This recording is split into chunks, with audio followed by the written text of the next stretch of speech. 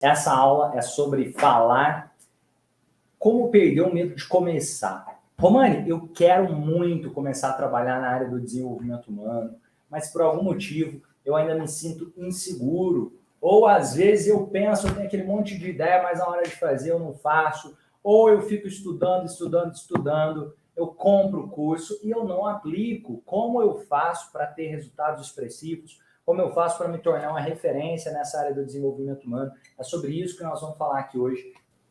Para poder falar sobre esse conteúdo, eu quero que você reflita junto comigo.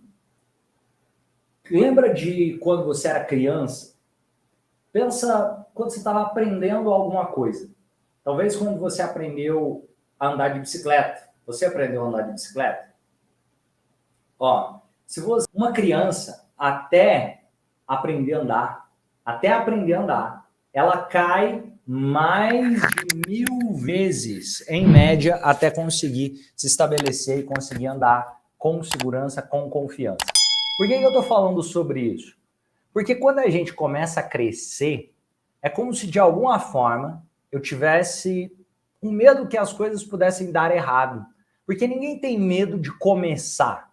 As pessoas talvez tenham medo do que as outras pessoas vão achar delas quando elas começarem.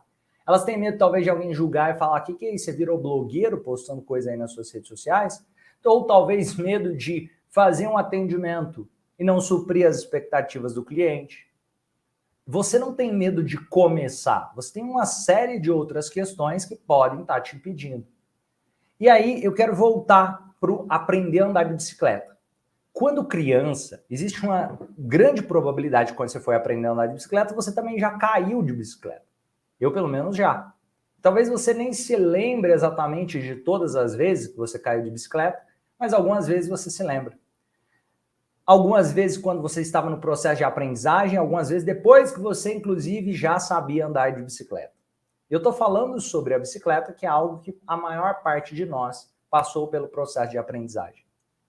E se lembra, porque quase ninguém se lembra de ter aprendido a dar os primeiros passos. E por que eu digo quase ninguém? A não ser que você tenha algum tipo de problema neurológico que te impediu de começar a andar antes dos 3 anos de idade. Então, quando eu falo sobre eu aprender a andar de bicicleta, você subiu na bicicleta, você caiu de bicicleta, você levantou, você subiu de novo, você caiu de novo, você subiu de novo, caiu de novo. E o processo de aprendizagem foi se consolidando. Tem uma filosofia de vida que eu carrego comigo e que essa filosofia eu quero convidar você a simpatizar-se com ela mais, que é a seguinte questão: errar rápido e aprender rápido. Não tem problema pensar que, nossa, eu falhei. Falhar faz parte do processo. O problema é, eu falhei e eu parei no chão. Eu não quis aprender com a minha falha. Eu não quis olhar para o que aconteceu e tirar alguma lição daquilo. Eu não quis evoluir. E, curiosamente, quando você era criança, quando você falhava, você levantava de novo e fazia de novo. Até porque você nunca tinha aprendido a andar. Você não tinha aprendido a falar. Você falou errado quando você era criança, pra caramba. Talvez até algumas palavras hoje eu falo errado, por exemplo. E ainda assim eu continuo aprendendo. Ninguém precisa ser bom para começar. Mas todas as pessoas precisam começar para ficarem boas. Ninguém precisa ser bom para começar, mas todas as pessoas precisam começar para ficarem boas. E tem outra questão.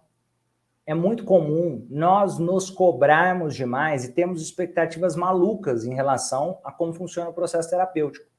O seu trabalho não é promover uma pílula mágica. O seu trabalho é promover autoconhecimento. Se a pessoa dá um passo em direção a se tornar um ser humano melhor, você ajudou ela a dar esse passo, já promoveu o autoconhecimento. Uma das coisas que pode te ajudar a ter mais segurança é você ser transparente, inclusive falar com o seu cliente. Olha, nós vamos trabalhar um processo de autoconhecimento aqui. Não é uma pílula mágica, não é uma batalha de mentes. Não sou eu que vou transformar a sua vida, é você. Eu vou te ajudar no seu processo de transformação e você é o principal protagonista nesse processo.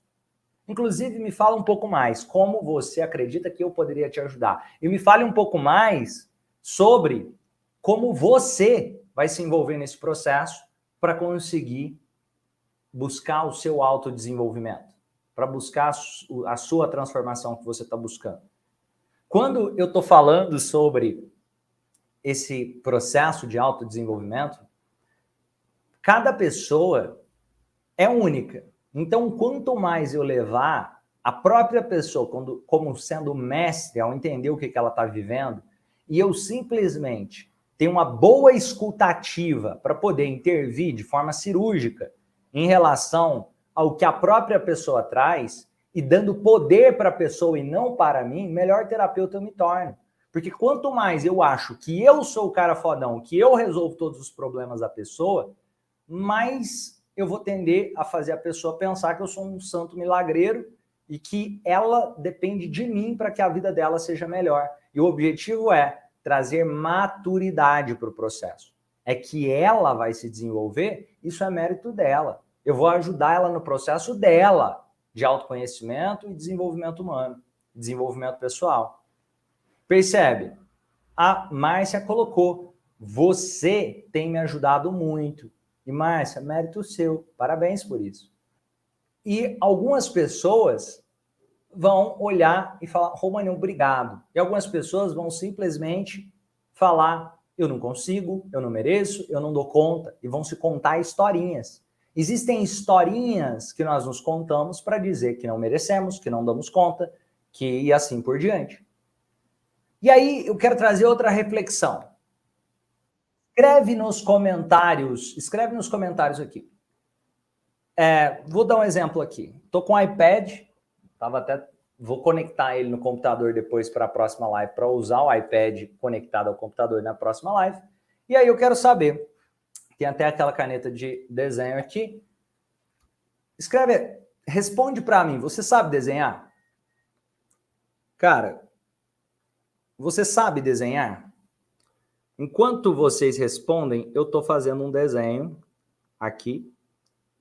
Comecei agora. Vamos lá. Eu fiz um desenho aqui. Beleza. Aqui, ó. Eu fiz o desenho. Esse aqui é o Romanizinho. Por que eu fiz esse desenho aqui para vocês verem?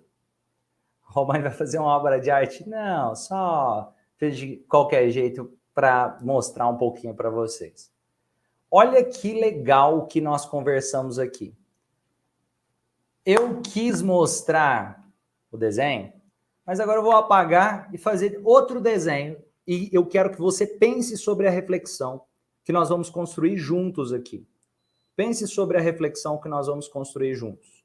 Isso aqui vai ser importante para o seu processo de autodesenvolvimento. E para o seu processo, inclusive, de olhar para dentro acreditando mais em você. Porque eu perguntei, olha, você sabe desenhar? Algumas pessoas colocaram, ó, teve gente que falou, ficou muito bom, obrigado. Vou desenhar outro desenho aqui. Esse outro desenho. Isso é um desenho, pessoal? Ainda é um desenho. Eu fiz outro desenho aqui só para trazer uma reflexão. Algumas pessoas podem pensar, Romani, mas esse segundo nem é um desenho, é só um boneco de palito. Mas é um desenho. E aí eu quero trazer uma reflexão. A Valdenice colocou, sim, fui desenhista técnica por muitos anos. Depois aprendi desenho da arte. Olha que legal aqui, ó. Eu quero que vocês percebam que se eu perguntasse, voltando um pouquinho, isso eu quero que você reflita sobre a sua autocrítica. Quando eu fiz esse mesmo exercício, e esse exercício eu aprendi com um amigo meu chamado Everton, quando eu fiz esse mesmo exercício com crianças de 6 anos de idade e perguntei para elas se elas sabiam desenhar, sabe o que elas responderam? Sim, sabiam. Sabe quantas responderam que não sabiam? Nenhuma. Todas disseram que sabiam desenhar. 100% das crianças de 6 anos de idade disseram que sabiam desenhar. Eu quero trazer essa reflexão para perceber o quanto a nossa autocrítica faz com que, mesmo o nosso potencial aumentando, o meu julgamento começa a falar, cara, deixa eu me dar uma chicotada aqui, porque eu não sou um profissional de o melhor do mundo. Mas você sabe desenhar. Percebe o poder de trazer essa reflexão? Se crianças de 6 anos têm a capacidade de dizer que elas sabem desenhar e elas terem a convicção que elas realmente sabem desenhar, e trazendo mais pontos em relação a essa questão. As crianças de 6 anos talvez fazem desenho, algumas delas pior do que aquele bonequinho de palito que eu mostrei ali. E ainda assim, mesmo sendo pior do que aquele bonequinho de palito, elas dizem, cara, eu desenho, eu sou muito bom, olha aqui meu desenho, tio, olha meu desenho. O que eu quis trazer de reflexão para vocês? Vocês que estão aqui, talvez já tenham muito potencial para serem terapeutas, para começar os atendimentos. Só que se eu me cobrar como se eu fosse um desenhista de 10 anos de experiência, eu vou poder falar, cara, eu não consigo. Ah, eu não sou desenhista. Mas você não precisa ser bom para começar, você precisa começar para ficar bom. Mostrar que você vai fazer aquele trabalho junto com a pessoa. Eu sou perito desenhando, José colocou aqui. Perceba, gente, algumas pessoas vão ter um nível mais profissional, que vão ter mais habilidade, ter desenvolvido mais aquela competência, aquela habilidade. Mas isso não diz que você não tem a capacidade de poder desenhar. E eu trouxe essa reflexão específica porque, inclusive todos nós nos julgamos muito, nós nos cobramos muito. Quando eu me comparo e começo a olhar para o mundo lá fora, eu esqueço do meu processo de evolução. Eu esqueço de que quando eu era criança, eu acreditava, cara, eu desenho. E de repente eu começo a duvidar de mim, do meu potencial. Tem uma história que eu gosto de contar, que é a seguinte. Era uma vez um criador de pulgas. Ele tinha criado uma cidade cheia de pulgas. E nessa cidade, as pulgas pulavam baixinho. Isso chamava a atenção de todos. Era uma cidade como se fosse um labirinto. E as pulgas andavam e pulavam baixinho. Nenhuma delas pulava de uma parte por outra da cidade. Nenhuma delas transpunha aquele muro. Pouquíssimas, para não dizer nenhuma, conseguiam sair da cidade. Quase nenhuma. O que chama atenção nessa história? Um dia perguntaram para esse criador de pulgas, como você fez para que essas pulgas, que têm a capacidade de pular tão alto, ficassem pulando só baixinho desse jeito e ficassem morando nessa cidade sem nunca sair dali? E a resposta dele foi a seguinte, é simples. Quando elas acabaram de nascer, quando elas eram bem pequenas, eu peguei uma tampa e coloquei, fechando a cidade. Então elas cresceram, tinha uma tampa em cima da cidade. Elas começaram a pular desesperadamente, tentando sair dali. Só que elas batiam a cabeça e se machucavam. Aí elas bateram 1, 2, 3, 10, 100 vezes. A partir do momento que praticamente todas elas desistiram de pular alto. Elas ficaram com medo de se machucar. Quando eu percebi que nenhuma mais tentava transpor o muro, eu simplesmente tirei a tampa. E elas continuaram pulando baixinho, mesmo não tendo nenhuma tampa lá mais. Mas e aquelas que transpõem o muro? E aquelas que conseguem passar para o outro lado? Essas são muito raras. Essas são aquelas que voltam a acreditar em si mesmo. Essas são aquelas que, inclusive, fazem com que, quando elas pulam, as pessoas, as pulgas em volta, que viram ela pulando, acaba que todo aquele grupo também começa a se inspirar e voltar a pular.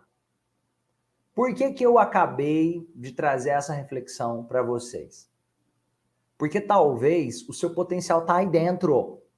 Inclusive, eu acredito que ele está aí dentro. E que tem um monte de gente em oração pedindo ajuda para que você possa ajudar essas pessoas. Só que se você estiver vivendo na cidade das pulgas, pulando baixinho, você vai olhar para dentro e falar assim, não, eu não consigo pular. Eu não tenho essa capacidade de pular. e aí você fica limitado só àquele potencial que o criador de pulgas colocou. Mas existe o lado de lá do muro. E aí vem outra reflexão muito poderosa. Pensa sobre qualquer coisa que alguém fica bom. Qualquer coisa. Essa pessoa, para ficar boa, ela faz uma vez ou ela faz mais de uma vez? Quando alguém fica bom em realizar algo, ela faz mais de uma vez. Então, por que alguém pensa que para se tornar um profissional do desenvolvimento humano, para se tornar um psicoterapeuta de referência, ele pensa que a primeira vez que ele fizer, se ele não tiver total excelência, é porque ele não sabe nada? Desculpa, isso é imaturidade. O caminho se faz caminhando. Eu não preciso enxergar a estrada inteira, mas se eu ligar o carro, enxergar os próximos 20 metros, e eu começo a caminhar e vejo os próximos 20, a lanterna está ligada, eu sei que vai aparecer uma placa, e essa placa vai me dizendo os próximos passos que eu vou seguir. Agora, se eu fico parado, esperando enxergar a estrada inteira, eu sempre vou continuar parado. Ninguém que percorre uma trilha, ninguém que percorre um caminho de 1000 quilômetros, enxerga os 1000 quilômetros. Nenhuma pessoa na face da Terra. O que te faz enxergar os 1000 quilômetros é caminhar os próximos 20 metros. E depois os 20, depois os 20. Se você tiver muitos recursos, talvez você enxergue um pouco mais, enxergue 50 metros, 100 metros. Quem sabe um pouco mais que isso, mas não tão mais assim. Isso é a vida, pessoal.